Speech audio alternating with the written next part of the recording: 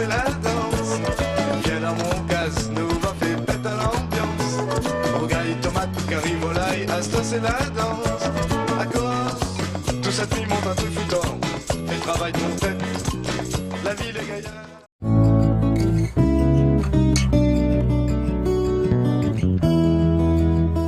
La maison en fait se trouve sur un terrain qui dans les années 1720 avait été donné et concédé par la Compagnie des Indes à un certain Villeman, et ce terrain allait de la rue de Paris à la rue Lucien-Gasparin et de la rue Fès-Guyon jusqu'à la rue Sainte-Anne de l'autre côté. Au cours du XVIIIe siècle, ce très grand terrain va être divisé, morcelé, et la portion d'angle, en fait, celle qui fait l'angle de la rue de Paris et la rue Fès-Guyon, va devenir la propriété de Jean-Baptiste de Lestrac, et c'est lui qui, entre 1793 et 1804, va construire la maison que vous avez sous vos yeux. La façade nord de la maison est la façade principale de la maison au XVIIIe siècle. On y trouve au rez-de-chaussée une grande varangue sous comble, très profonde, qui à l'origine était doublée d'une seconde varangue au premier étage, qui était fermée par des persiennes, les persiennes ayant été remplacées aujourd'hui par des fenêtres. On a ici en fait un mélange de l'héritage du XVIIIe siècle, en gros ce qu'on peut appeler le style Compagnie des Indes.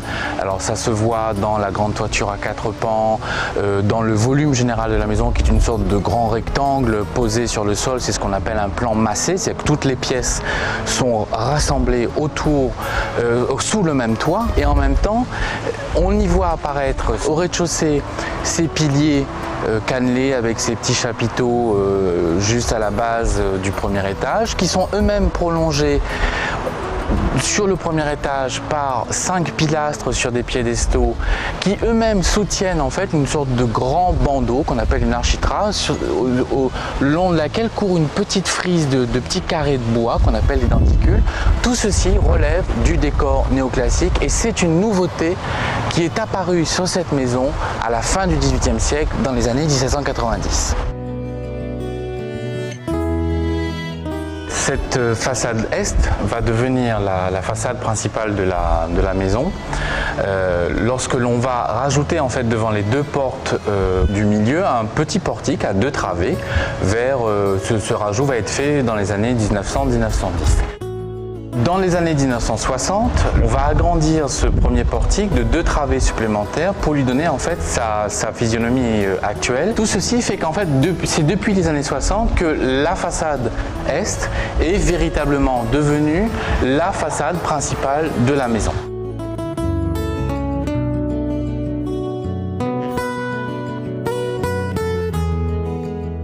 Nous sommes de l'autre côté en fait de la maison, côté sud. C'est le long de cette varangue sud que se trouvent les pièces principales de la maison. Pourquoi on les a positionnées là? Pourquoi on les a mises là? Puisque nous sommes dans l'hémisphère sud, et contrairement à l'hémisphère nord, le soleil ne passe pas au sud, mais le soleil passe au nord. Donc ces pièces étant positionnées au sud, ce sont toujours les pièces les plus fraîches et les plus agréables de la maison.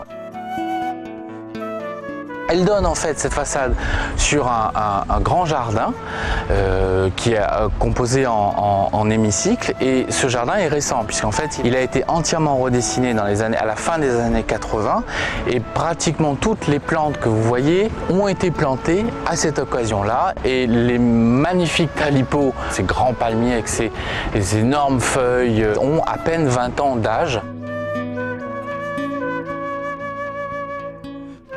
Ce qu'on appelle le rotin, c'est avec ces tiges-là qu'on fabriquait au 19e siècle les tiges en fait des parapluies des dames, les parapluies très raffinés en dentelle, etc.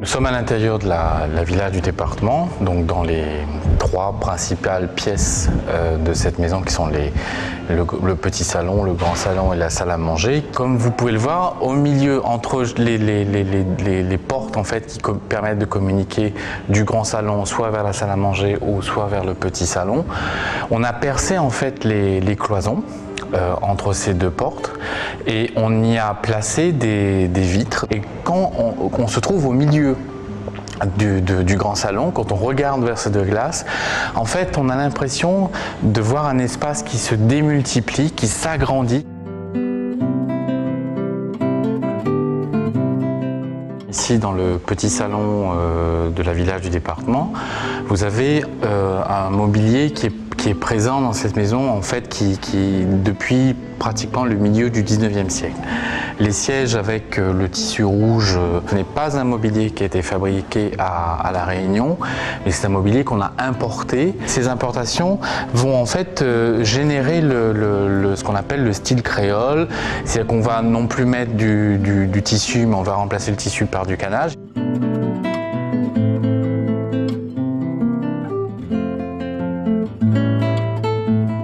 Cette maison, après avoir été la propriété de différentes familles de notables tout au long du 19e siècle, devient en 1860 la propriété du Conseil colonial, qui est en fait l'ancêtre du Conseil général.